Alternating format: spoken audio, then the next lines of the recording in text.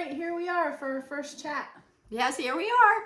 We kind of started to call this a podcast, but it's really more of an internal thing. It's just going to be for our internal people and for our, for the membership and for you guys. It's more communication for us and things to think about and talk about and comment on. So we kind of think it's more like a fireside chat. But we have these chats. Have fire, that's all. We don't have fire, no. So it's a chat. There we go. Yeah. Okay. So our first topic today that I thought we would talk about is how important is it to horses to be feeling successful about what they're doing? Yeah. Like when I think of training horses and having trained horses traditionally, I'm always drawn back to the idea of horses should be doing what we ask them to do. I mean, it's just a logical place that my head goes given my background. Unfortunately, I'm fighting it all the time. But by telling horses no all the time, I think that we don't let them become problem solvers. So I just thought that we could talk about that today. And I think it's a great subject because I think it is really, and again, this is an area that I just never came to it like this. So it's not really my thinking, but to think I haven't heard it 1,000 times. Mm-hmm. People thinking they'll even kind of classify it as disrespect. If they don't do it, you're like, he doesn't know it. It's just confusion typically. And so, or fear, so I think that that concept that they need to do it now and we need to do it properly. Frankly, this is where I think a lot of people get in trouble with donkeys. They're like, let you ask the donkey, give them a minute. And people are like, no, now. And then the donkey says no forever. But if you would have given them a minute, he probably said yes forever. Yeah. But they're kind of thoughtful and need a moment. So I think we really do teach them not to think. Yeah, I think people struggle with that with mares too. Mm-hmm. Like donkeys. It's like, well, the mare is witchy or she's, hormonal or something. It's, in my experience, not the case. Right. It's just that they require sometimes a little more tact.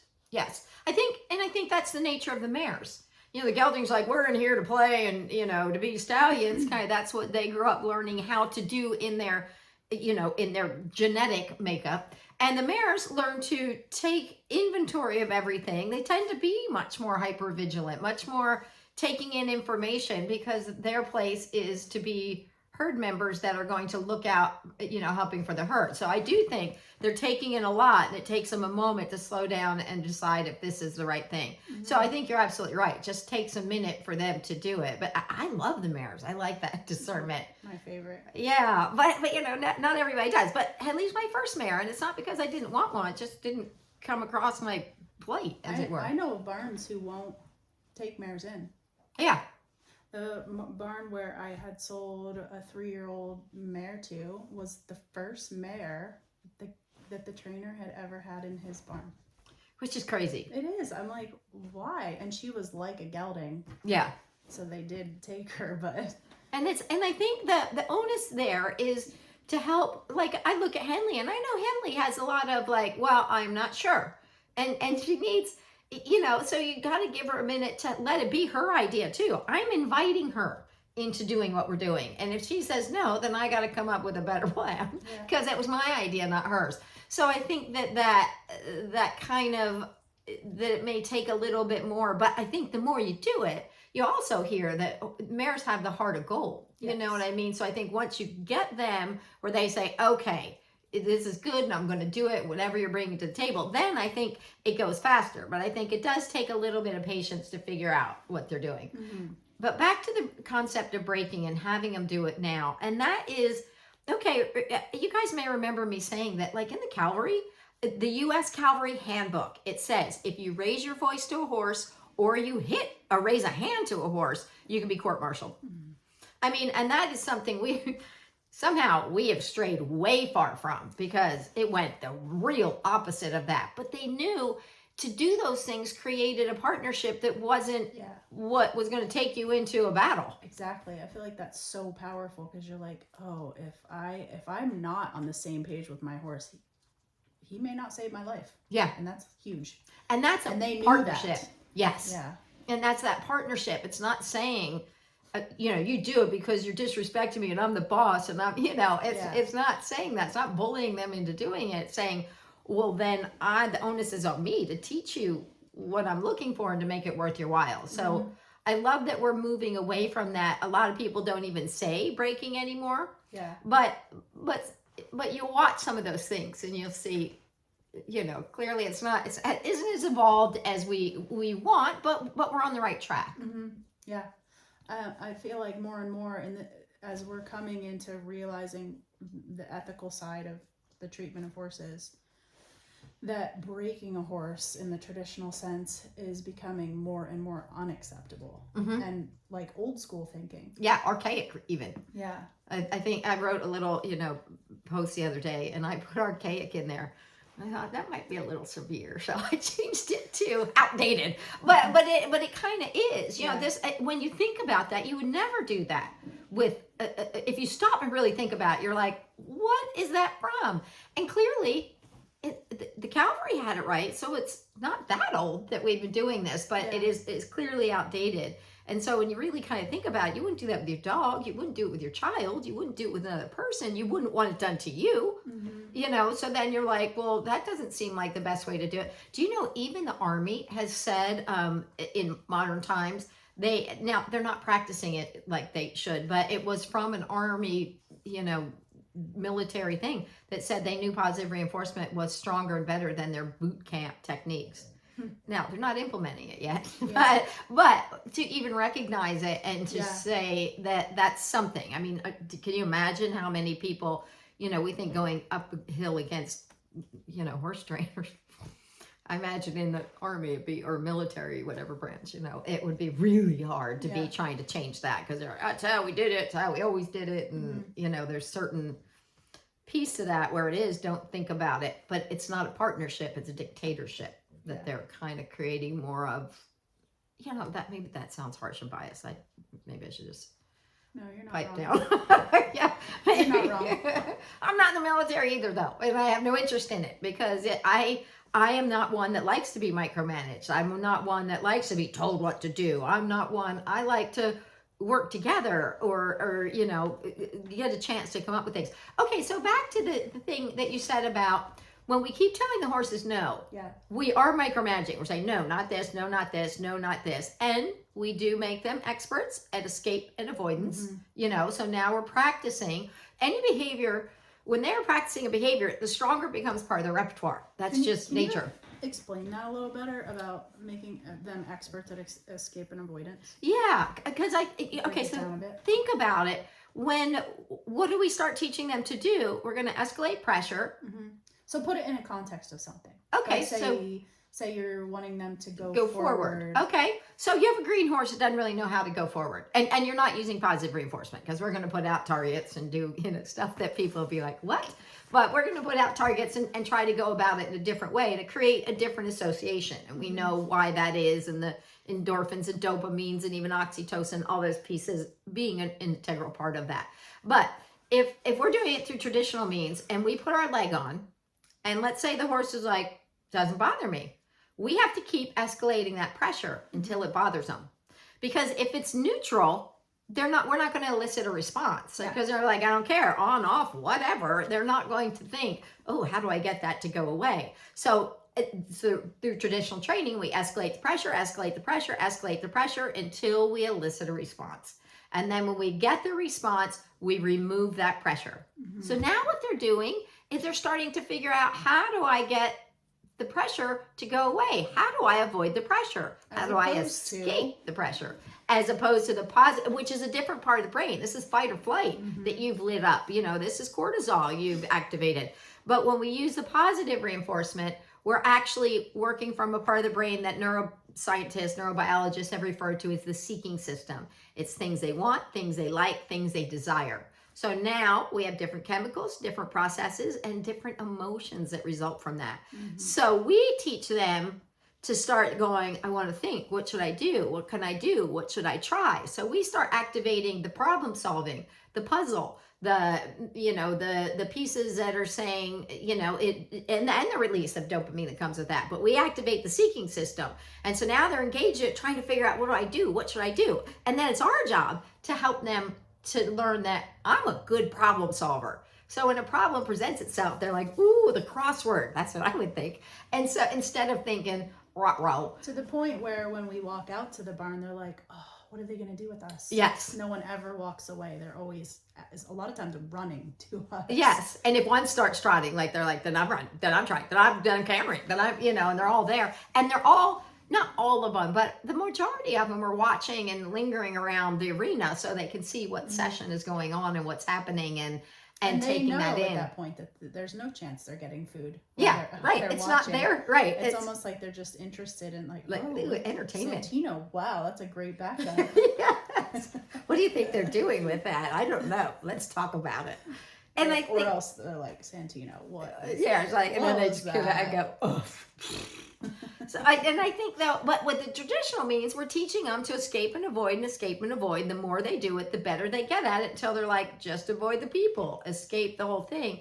And so it's not a behavior we want to see more problem solving. But when you have a horse who is brought up the whole time with being shut down or told no or being corrected when they come up with an idea, we don't want free thinkers in traditional training. I mean, that's scary to some people. We go, well, they might say no. And they're like, what would I do with that? But we have answers. And I think that we should talk about that. Like, what would it look like if we had horses who could speak what they really were thinking? Why does it seem so scary? Yeah. I mean, to me, as a traditional trainer, I think, if Santino doesn't do something that I want him to do right now, like say I'm struggling right now with getting him to bend a little bit better to the right. If I don't break that down into pieces that he understands, I feel like, I don't know. I gotta back up. If I do break it down to pieces that he understands, it's just so much more clear to him. And then once he gets it for good. Yeah. A little too much. Yeah. As opposed to traditional training where I'm just forcing him, and who knows if it's making him sore, it's making him, not trust me with whatever it is. I mean, bending's not the most hard thing, but right. But he may, and if he's fighting it and he doesn't know why the pressure went away, because that's, I think, a problem that happens a lot. They don't know why it went away. So we assume they got it. And I think a lot of times they're going, I don't know. I was thinking about the fact that my right foot was, like they're thinking about, and that can happen with the positive reinforcement too. But at least we can at least they're thinking about the pieces they're doing more, as opposed to, I'm just fighting this thing. And then that gets let go. They're like, I don't even know what that was about. And it's not the same as if they do it themselves. If they're the ones, leaning into it, creating the bend and owning it. I mean, I think that's really important and I think that you're really right. Like when we keep saying no, no, no, no, no, and a horse that has learned to keep themselves out of trouble by knowing the answer, it's scary for them a lot of times when we say, can you do something? They're like, oh no, this is my nightmare. So we have to go slow at helping those horses open up and stuff. But I think that as we kind of get them, we need to give them a chance to think about the things. I think, okay, there's two sides of this. One, we correct them. They're like, I'm not going to do anything until I'm told what to do. So getting those guys to open up is hard because it can be scary, but they're like, I've just learned I don't do anything.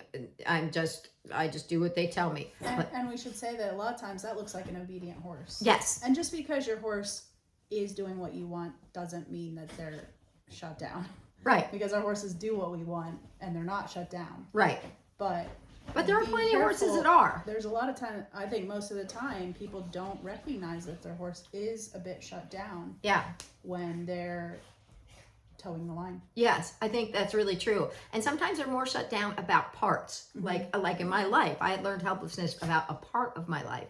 So it wasn't in everything, but there were areas. So it could be certain behaviors. They just like, I just shut out of this one.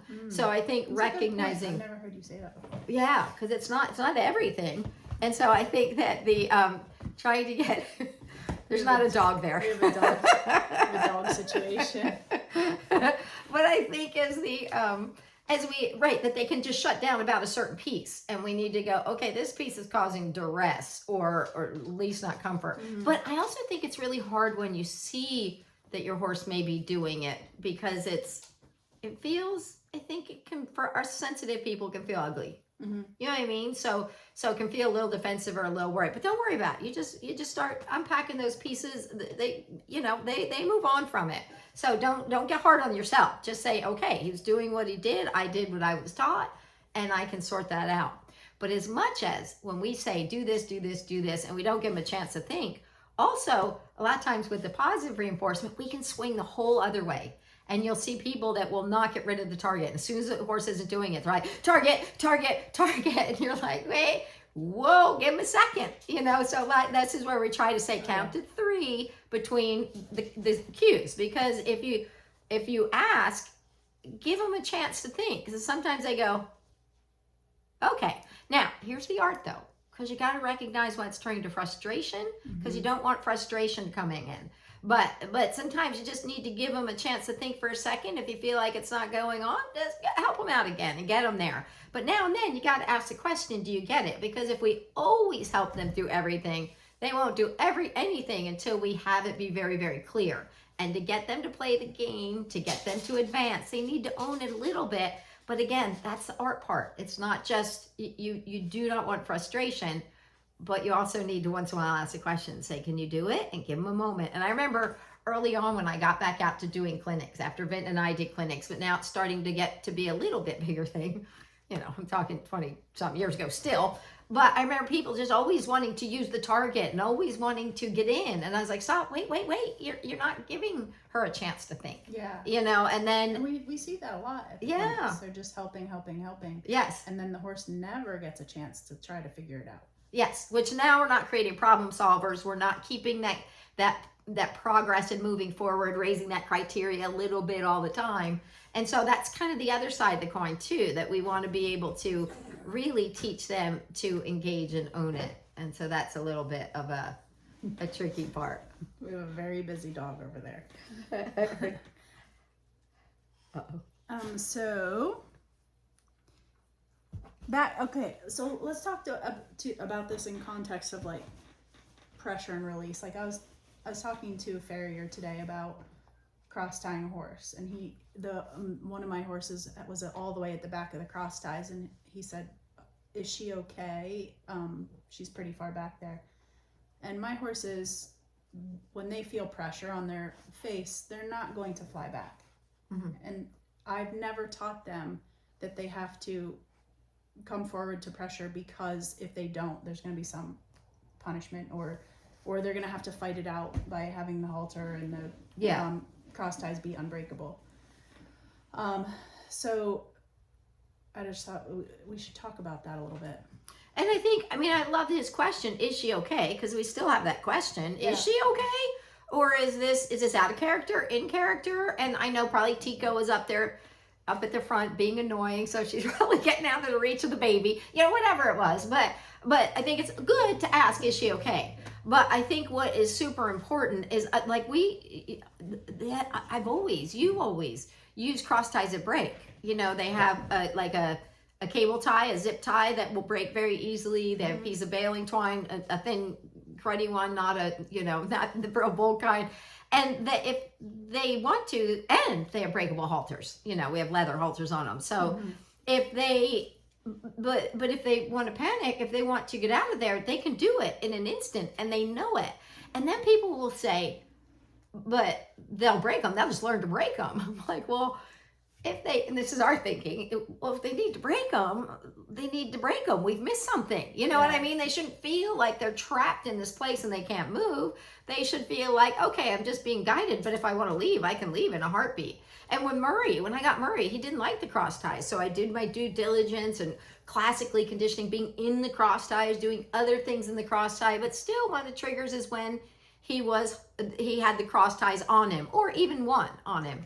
And he'd be okay for a bit, and then some trigger would happen that we don't know. Well, they would just break. Yeah. So he'd break it, and he'd walk maybe 2 steps, and they'd come back like, hey, Yeah. you know, people used to kind of panic about that. And I'm like, who cares? Yeah. He's not going anywhere. And that he knows he can break it, I think helps him to feel like I can get out of here if I want to. Yeah. You know, and so I think it's important that if he needs to, he can. But it got better and better and better. But, and then what we need to do is take his information. Say, okay, well, he's breaking the cross ties. So maybe I need to change something. Because, you know, even one time I'd start to think, okay, what happened? And sometimes you can see it was a trigger, Yeah. you know, like a dog ran in the door, and that was one time. And I'm like, fair enough. You know, you truly got startled, but maybe you're not as comfortable here as I thought you were. We need to do more work on it. But it continued to get better, which tells me we're on the right track and doing the right thing. But that concept of just letting them be there and fighting it out is stupid. And it's another reason for them to learn not to trust us. Yeah. Yeah. Yeah. I feel like it would be very traumatic if you're trying to get out of a situation and you cannot get out. I mean, Yeah. it's just like when you talk about flooding and me putting you in the box with the spiders. Which she always does. Yeah, I mean, I do it just for fun sometimes. But it's the same thing as just not being able to exit that situation when you need to. Right. All that's going to do is create more trauma for the horse. Exactly. Because for whatever reason, they feel it is scary enough that I must be out of here. And as we can say, it's just a dog. But it's their truth is they think they're going to die. And so we have to go, okay, I get that. And maybe you're a little bit higher on that threshold than I understood.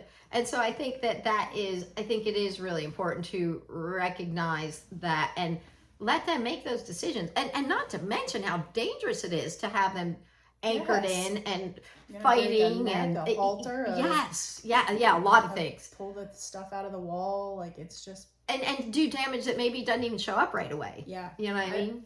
I've been in barns where people had like the bungee ties. I've been hit with those. Golly. It hurts. I mean, thankfully not in the face, but yeah. all kinds of things. When you could just, and I think we should just explain what ours are like. It's just a regular old, actually mine I made myself. They're 2 ropes, thin little ropes. Like clothesline ropes, sort of. Yeah, with, what do you call it? It just has a snap on the end. But it's a double end snap. You could use a double end snap. Or mine just has one. The swivel on the other side. Right, exactly. Yeah. And so a zip tie attaches to the rope. It's rope, zip tie, snap, and then you just replace those easily. And if they break them, which is rare. You don't see it. Even babies. I don't even choose the heavy duty ones. They're the lightest. They snap very easy. Yep. Like they can just even be looking and snap them. You know, they're not even being, scared. And that's okay. We're like, okay, and it doesn't bother them. But what she's kind of also saying is the zip tie part, the breakable part is close to the halter. So if it broke up by the wall, then maybe, and they got panicked, it's running with them. But if it breaks right here, at least if they did feel like they needed to run, like something really startled them, then they're not trailing these 2 snakes with them to terrify them even further. But it is really that, and there's that patience pole mentality. Yeah. And people tie them up to the patience pole and leave them. I've seen horses sitting out in the hot sun in a saddle at a patience pole for hours at a time in the middle of the day. I have to. And you're kind of like, I don't know. I would just teach them to stay, and you can build, you build up to that. But it is, and the patience pole are hard. They're not breakaway, it is there, and they're in rope halters, which again have the knots to be on sensitive areas of the face to create, they're on nerve centers, that's going to be very sensitive and the thin. So they're there to kind of create, any pulling is going to create pain. And really could do damage. And I've seen horses just fight them until they get into that it's flooding, and then they shift into that learned helplessness. Now they stop trying because it's useless. So they just stand there. But it doesn't mean their head is in a better place. Their head is in the same place it always was, most likely. Mm-hmm. So while the goal is desensitization and teaching the skill, it's not really teaching the skill, And so we're just... and sometimes does it take more work and more time to put it in the other way? Yes. But the resilience of that behavior, the integrity of that behavior, the relationship that comes out of it, the boldness, the confidence, the not doing damage that comes out of it is enormous, you know. So I think that putting a little time in and making it more solid and keeping that relationship intact and teaching our horses to be thinkers is and problem solvers, and that the world is safe is so much deeper, and it's going to come back to you in spades. Yes. But we can't say exactly what it will, but it will come back to you in spades. It's going to be much easier to build heart with a horse who trusts and feels safe than a horse who doesn't feel safe in his world, or he might be trapped in different areas. I don't think I ever told you this before, but one time I worked with a mare, and I think at this point she was maybe like 4 years old, and she really struggled with tying. I didn't really work on that with her. The owner did, but they wanted her to like hard tie to something. And I think they ended up realizing that was not going to work, because she just kept breaking things. Like, she was clearly going to get hurt. Yes. Yeah. Well, this carried over to the undersaddle stuff then. So when she started to wear tack, it was the same thing. Like, tack on her felt trapped. Yes. She felt trapped by this. Thankfully, this horse ended up getting into the hands of a young girl, like a teenage girl, who did just everything in the world to change that. Yeah. Yeah. I mean, she like investigated her ulcer, like just everything. Yeah. And she's amazing now. She is a foal and all kinds of stuff. But I thought it was interesting back then. I was like, you know, I just watched it mostly from a distance. I wasn't really directly involved with it, but I thought, this just is not working for this horse, and I didn't have positive reinforcement at the time, so right. it wasn't. I didn't. You're like, I don't didn't know what else offer to do. that as a solution. Yeah. But I just thought, I feel like this whole tying thing that she's experienced as a young horse has now carried over into the undersaddle stuff. That's and she was hard. She was explosive and quite dangerous for a while. And that's the byproduct of flooding. You know, as much as we think it's desensitizing, oftentimes what we do is we sensitize and create more struggles in other areas. So then, and that's classic. Now you just see it starting to feel unsafe in all sorts of situations. And so we unintentionally do those things. And again, it's not done with ill intent, but when you break it down, think of it, you're like, well, duh. You know, I mean, we kind of start to realize, but you know, that's how it's been done. Let's talk about the thing that you always say, which is we want to click on what we want to see more of. Okay, yes. And not on the things that we don't. Yes. So we want to draw attention to the behavior we want to see more of, and not on the. So I'm thinking of a situation where now you're going to hear all my stories. Okay. From my days. Okay. And you're going to hear the things that I'm not happy that I did.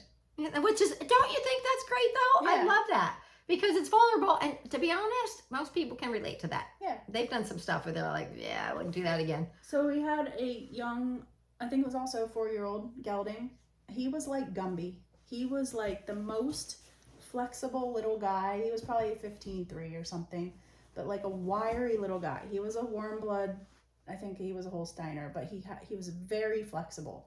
In fact, one time, one of my friends was leading him up into a trailer, and he ducked out the human door on the back side of the thing, and like it was like a half side, and he ducked out and went under and followed her right out the door.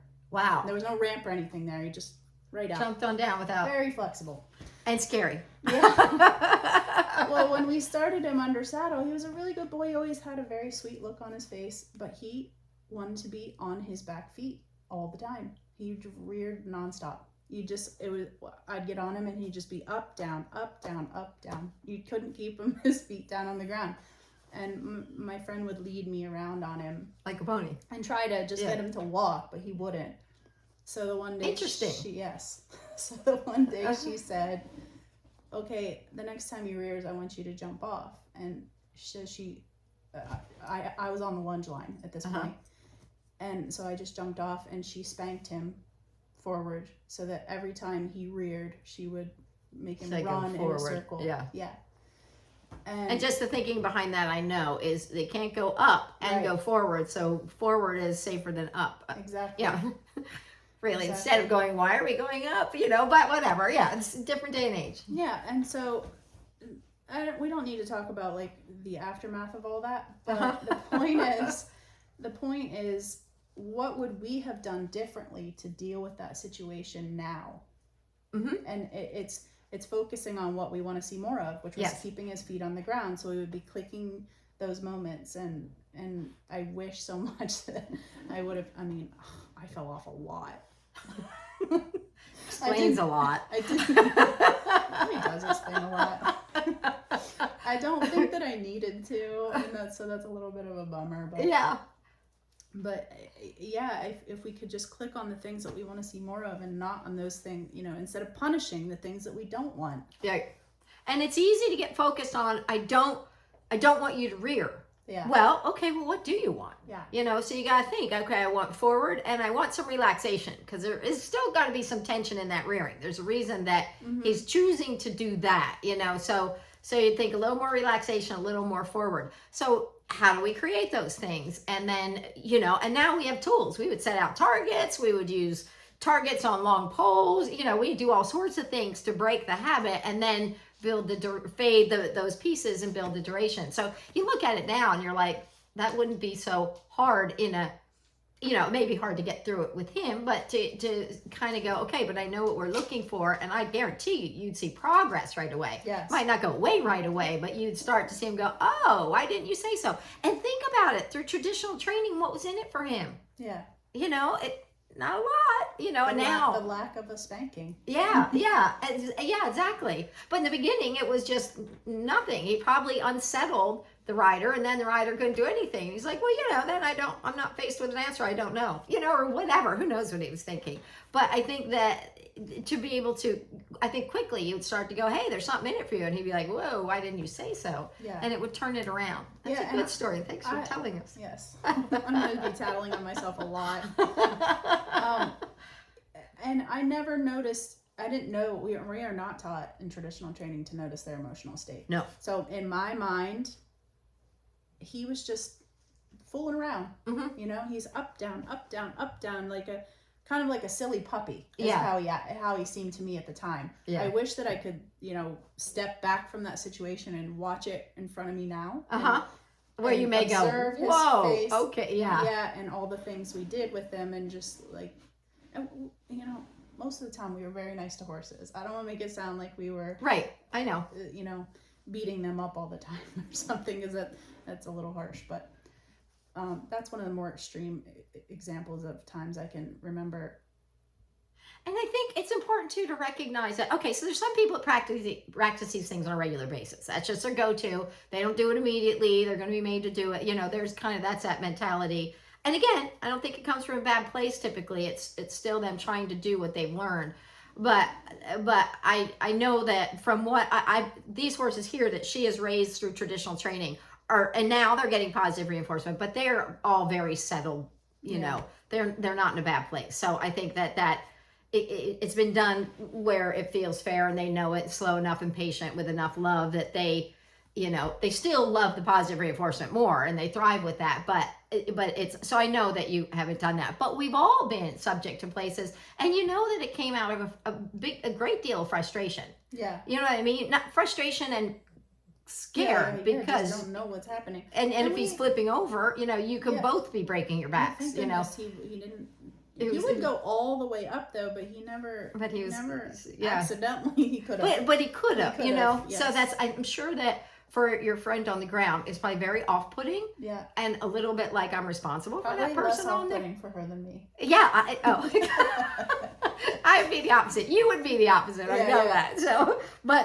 So there is that fear part, but there's probably some frustration in that we're trying everything we know and it's not working. So we're going to more drastic techniques. So I think that happens. I feel like one of the harder things this is really a side note. This has nothing to do with anything, but most people dislike rearing the most. Yes. Because they can fall over backwards on you. Yeah. I've always hated the horses that stop and turn the most. That's my story. It's a good story. Good talk. Well, those are the ones. Those are always. The rearing and the bucking doesn't tend to get me. It's the Because spin. at least that is some predictable pattern to it. It's the stop, spin. And you're like, what happened? I got 2 sets of stitches in my chin from those. You're like, where did my horse go? I don't know. Yeah, well, see, I think that is, it's good to consider those things. And I would love to go back and be able to see that. What I would love to do is go back and be able to watch you see that through a different set of eyes. Yeah. That would be, because I would look and go, oh, I see this, because that's, how I've always been, but I would love to see, because one of the things I love, Jessie, is watching you with the old stuff and then the new stuff, or saying, well, I just want to go like this. I mean, she doesn't, but she's very honest with me. And she'll sometimes say, I'm like, but I just think he needs to go forward right now. I was like, that target is a target. That's not a whip. But I love that honesty and that reminder for me of how real that struggle is. Yeah. You are very successful at what you've done and doing it in a soft way. So I think that also makes you have a really strong reinforcement history and with success, so when it's not going right, you're like, but I know how I can get it without really creating craziness, I think. Yeah. But I love when you're really honest about that, and to get to see that, because it does remind me how strong. I know how things have been done. I mean, I've been taught that not by practicing, but I've been around it enough now that I know what it looks like. I worked with professionals, and so knowing that's how it typically got there, but to see you kind of processing and then saying, okay, I'll commit to this other thing you're doing. And sometimes it takes me a day or 2. Yeah, it does. Like, I really need to process it. And I let her. It's not that I don't think that she's right or that it won't work. I always know that it will work. It's not that. Right. It's just that my neural pathways are very strong for doing what I did for so long. Yes. And I think it's, and honestly, I will step back and just let Jessie process. You know what I mean? I don't say you have to, you got to, I just say, well, this is this. And then, and I know when she's processing, and we sometimes we're like, well, let's just drop it, move on to some other piece. And more questions. I know you were doing that to me, by the way. But I do this a lot, actually. Well, like you can be direct. I see something happening and I think, but you know how I learn? I learn by doing. Yeah. And I learn by having to go, and I know it's partly because of my abuse as a kid. I was really defiant, so I had to figure things out for myself. She still is quite a bit. Yeah, well, I think that because, it was my parents who were not helping. So I was like, well, fine, it's just me. It's been me since I was 3 or 4. So I'll continue. But I know that I learn best if I muddle through things. So I can just think, well, I just need to fiddle with it a little bit, and I have my general plan. And so I give people that a lot. And what I've had to learn in clinic, sometimes that is not how people learn. No. I think a lot of people don't. No, especially people who have been told what to do. Yeah. Like Yeah. So it's better. If I go ahead and say. Some people, But you'll own it. You do own it when you come out of it. It's just like the horses. You process, and you may have different questions, different thoughts. You haven't just said, okay, I'm going to toe the line. You've now gone into a place where you're thinking of all the things that go with it. And I love that. And that is letting you own it. Mm-hmm. You know what I mean? So you come out of it either with more questions where you're saying, okay, what about this, or why not that, or what? And, which we often do. Yeah, but and there's times when we're like, okay, we'll compromise a little in between here and there, find a way that maybe is, but first and foremost is a horse's emotional state. Yeah. Just as long as there's not good, but whatever it is, we work it out and figure it out, and I think that to me is really makes it stronger, so I think that's really good, and it's letting you own it too. And she has good things too that she'll bring up and say, yeah, I was thinking, you notice how they do that? And you're like, you know what? Yeah. And so we bounce a lot of ideas off each other. This is where this idea came from, because we have so many conversations that go deep down these different paths. Yeah. And I think that with examples or stories or history or whatever it is, that this is where we thought we just need to have some of these talks. Yes. And I wasn't sure if we would be able On to camera. like kind of create them on command, Uh-huh. you know, but I feel like we're doing a great job. I think no, but I think that there's going to be times when we probably get a little go off topic, but Oh, yeah. both mostly we have a lot of things What to was our bring up topic that are originally? concept, making them do it, Yeah. and you got to do it now. Yeah, So- I mean, we're still on topic. Yeah, we're still on topic because look at we just talked about letting you do it. I didn't make you do it. Yeah. I said, sit back. You just tell me what you think. And then you said, yeah, I like it. Okay. And I think that is really important. And I kind of think back to the topic of you saying, like, what if they could talk? What would they tell us? But it is so scary for people when they think their horse may say, no, I don't want to. What bad words. Yeah. Like cussing. Henley wouldn't. Henley'd be No. like, it's all about me because I have an No. orange. She just, but I think it would be interesting. I wish they could, but they do talk. They just talk in a Oh, way yes, that they talk. we don't understand or we don't recognize Yeah. as the traditional horse world. Remember we were at that one clinic out west not too long ago, and there was a horse that was quite shut down that I was working with because Shawna had her hurt shoulder, and at the end of the second day, remember how he kept blinking, Yes. like that soft lovey blink? That means something, you guys. And it was Watch not for the that. panicky kind. No, it was the like more settled, soft, slow, slow like double cat blink. blinking. Yep. Yeah. Mm-hmm. Like they say when the cats start kind of blinking at you slow. Look up blinking Yeah. in animals and what it means. Because I think there's a more rapid blinking and there's a tense blinking Yeah. Mhm. that is more of a tense thing. But this because everything else with it It was a like just I looked love dreamy this. and it looked really dreamy and soft and safe and a Yes. bit of relief. Yep. And I think, and what was hard is I'm not sure that person was solid enough to take that all back there with them, but all you can do is plant I seeds and think start. they wanted to though. Like, Yeah. Yeah. I think they really wanted to. And I think that, so I think that it is. And that's the thing. Now we have resources to help people get there if they really are interested in doing that. And long ago, you didn't. I'd just be like, good luck. Yeah. I'll be a phone call away because we didn't have Yeah. internet. Now we have. A membership. Yeah. And resources. We can do these things and talk about these things and share what we've learned and continue to grow and learn together. And so we want you to be joining these conversations. We would love to hear what you're thinking about things, what questions you have. Because like we said, we want to start you guys talking amongst yourselves, just like Jessie and I talking. We dig deep on things, even though we didn't even think we're going to. I'm like, blah, blah, blah, blah. And then she's like, blah, blah, blah, blah, blah, blah, blah, blah, blah, blah. And off it goes into this kind of profound, deep thing. And so those conversations are also, we want you guys to be having amongst yourselves, sharing what you're doing, where your successes are, where your struggles are, what your thoughts are about something, and while we don't want to be, bagging on other people, no matter what they're doing, Yes. in a way that you may bring without names or without specifics, say, I observe this. What do you guys think about it? Or whatever it is. Mhm. And so that we can kind of learn from those things and learn from each other. Because the more you talk about it, you guys, as a community, the more you're going to learn. Teaching teaches you a lot, so not even just teaching, but sharing, Yeah. and listening.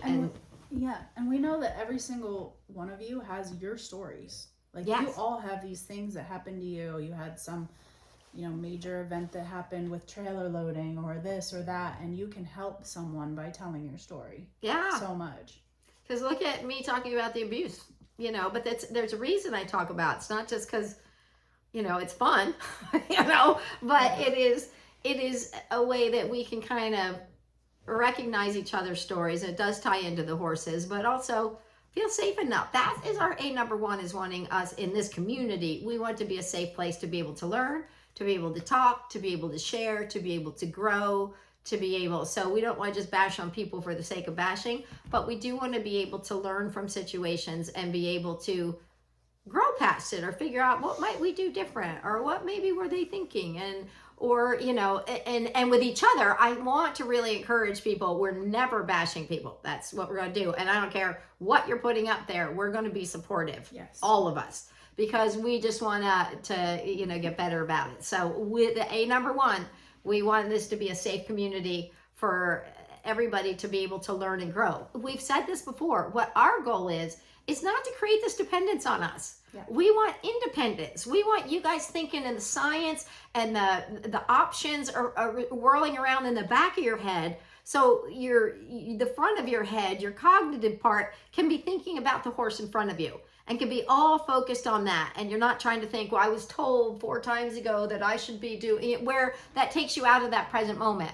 But it takes a bit till things start rolling around the back of your head without, and I use this example of thinking of like when I would learn to drive.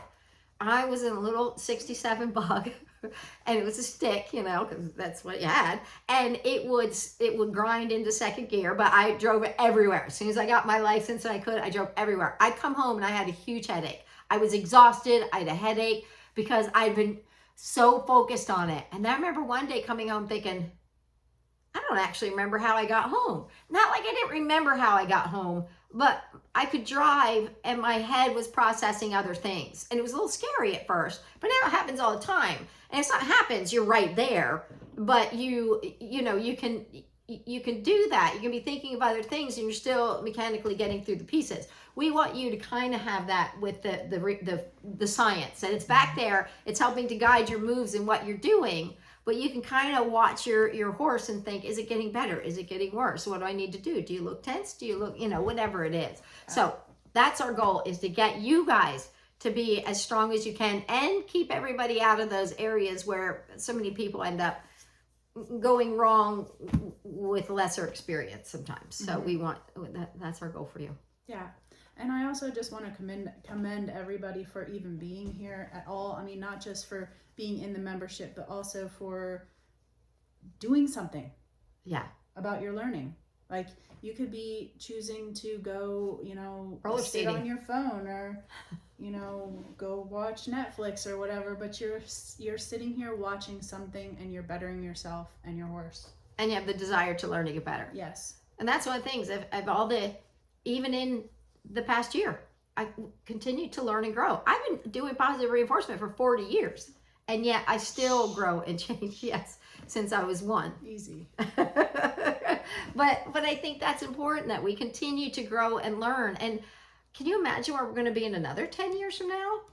It's kind of exciting, really, where it's going to continue to get better and further along, and more depth to our training and understanding of the brain and how the brain affects the emotions and affects the body, and they're all tied together. This is really important to understand, that we do damage to the brain. We're creating an emotional, outcome of that, and we're creating a physical. We've done physical damage to the brain, and now it's going to create physical. It's related to the body too. Mm-hmm. So I think it's really important, as we start to learn more about that, start to recognize it. I think too, like, our continuing education, the fact that we're always out on the road and we are always learning new things, that's like super, I know it's really important to you too. Yeah. So I'm not like saying it's not, but like, it's super, super important to me. Uh-huh. Like, if I can't have that, I'm not going to stay invested in whatever it is that I'm doing. Yes, I think that's absolutely true. People kind of say, how can you still do this after all this time? It's because every single horse and situation and person is a new thing. Yes. And then as we get further along in my understanding of emotions and the classic conditioning, or all these pieces, it just kind of keeps changing the pictures and how we're dealing with it. But every single horse is new. We learn every single time. Yes. Even if it feels very similar to another situation, there's a little nuance about that horse or person or that combination. So we continue our education, and we'll continue to share it with you, because we will not grow stagnant. We will keep learning new things or having these discussions amongst ourselves that has us go, you know what we thought about? Blah, blah, blah, blah, blah. Anyway.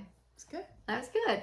All right, you guys. Thank you for being here. Yeah. That was a really good This was our first fireside chat. It's not really a podcast. It's not going to be on any podcast players. It's internal. Just going to be on our little membership site. It's But exclusive. yes, and we kind of thought we might share this first one just We are going to share this first one. To get people an idea of what we're kind of talking about. But after that, we're not really doing that. So I mean, we might do it every once in a great while, but it's only to grow the community so we have more people that we can share and teach and learn and be together as part of the community. And really our ultimate goal is to grow positive reinforcement. Yep. That's why we have made this affordable and why we are giving so much content in it, because we want people to come here. We want people to be successful with it. If we're selling things if we're kind of hoarding information and not giving it, no one is going to grow.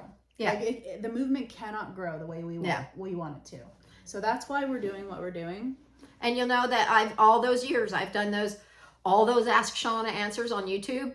Yeah. And we are going to, and that was, and other positive reinforcement trainers get a little irritated with me, but I was like, they just need to know it. They're not even going to buy in if they don't understand what it is. So we got to let them get it. There's some people that have only seen those videos years ago saying, you changed my whole life. And you're like, I don't even know who you are. Yes. But so I've seen like every single one, and there's like a bajillion of them. Like if you ever run out of content on this membership, which I don't know how you're gonna, but you can always go there too. And what's interesting is the look back at like answers from 12 years ago. Mm-hmm. Now, it's changed, but those answers still aren't wrong. No. You know what I mean? It's just, I've just kind of put more layers on top of it, recognizing, okay, wait a second, let's kind of recognize why that might be, or whatever it is. But I think to see that metamorphosis, and sometimes the same question is answered very differently, just because I'll get a little something in the way they worded the question that makes me think, I think this one is, maybe, so I'll kind of address it differently. And we're going to do the Ask Shawna and Jessie answers again. So we're going to start that again. On this on this membership. So we're going to, we are going to do that, and we're trying to figure it out. We're thinking what we might do is have it where you guys can list your questions under the Ask Shawna section, and then we want to get a thing where maybe you can vote on which ones we process at what time. Somehow we want it to be something that we're participating in and creating more conversation about, but we'll let you know about that. We'll be answering a question a week. Yes. Is what she's saying also. So we're resurrecting this kind of, it really is like a legacy thing, so it's kind of nice that we're resurrecting it, and now as we're in a new place with new, deeper, more profound understanding of neuroscience and emotions, it means that the way we're addressing them is shifting and shifting and shifting too. So I think it's really exciting. Of course, we're very excited about this. We're just excited to help everybody learn. Okay, I'll just keep talking. And we're very excited about the platform, because the platform allows us we can be endlessly creative, and I need to do that. Yeah. I just go, okay, I got a horse. And I'll have ideas. I'm like, maybe this and maybe that, and we'll do this, and what about? And then I go, okay, I'm going outside or whatever. It'll I'm be going like upstairs. midnight. Gotta go watch Netflix. You know what I was thinking? Yes. And we're like, I was thinking about, going to bed. No. And it was just, we're never in bed before 1. Today I was like, well, maybe we have them vote on what they want to listen to. Yeah, sounds like a lot of work, but okay. And sometimes I don't let them all out right away. I'm like, oh, don't nail her with that right now. Just hold on to it until we're in person. Yeah. I almost typed that earlier, and I thought, I didn't know that. Yeah, sometimes I'm like, it's too much. I just said 5 things. No, I never feel like it's too much. Okay, good. Okay. All right. Thank you. Thanks, you guys, for being here. Mm-hmm. You did so good. You too. We'll be here next week, and we're going to do it again. So there you go.